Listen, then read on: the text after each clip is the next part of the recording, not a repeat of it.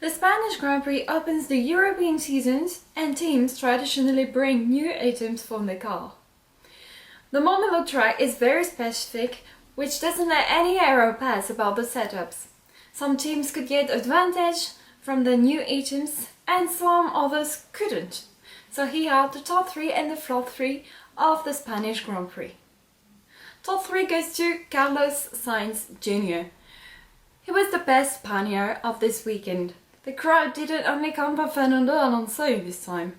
After a stunning P5 in qualifying and some lack of pace during the race due to the Toro Rosso car, he's had a very strong end of race by overtaking his teammate and Daniel Kvyat, which leads him to get important points for the war into Red Bull. Top 2 goes to mechanics. We often forget how hard their work is, but they are true heroes. McLaren and Lotus guys reminded us that in Barcelona. I hope that they will have a good recovery and that the always cheerful Lotus guys will enjoy their drinks on Romain Grosjean's count.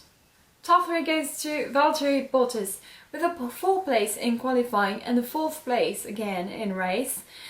Valtteri Bottas showed that Williams was not out of the deal yet. He's had a very strong defense against Kimi Räikkönen, and as a technical thing, he didn't let rumours affect his driving. Flop 3 goes to Lewis Hamilton. The new setups on the car don't seem to suit him well, and the next few races will be even more difficult for him than the previous ones. He just couldn't fight against Nico Rosberg this weekend. I remember how hard it was to overtake Sebastian Vettel on track and not in the pits. And sunglasses on the podium, not very classy. Flop 2 goes to Pastor Maldonado. Again a DNF for the Venezuelan driver, the 4th out of 5 races.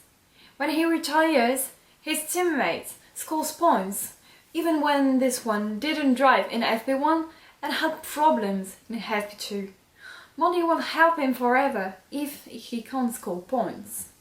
And flop 1 goes to Force India. Let's all remember that 1 year ago they were on the podium in Bahrain, and here they can't even think about getting to Q2. They didn't even bring evolutions to the car in Barcelona, and it's a real shame to see such great drivers as Sergio Perez and Nico Hülkenberg struggling at the back of the field. Picture of the day is Romain Grosjean's incident in FP2. Talking about new items on the car, this item didn't seem strong enough to be on a Formula 1 car apparently, unless it's just a Mad Max livery. So thank you for watching. I'm sorry for the delay and also sorry for the ones who were expecting a WSR vlog.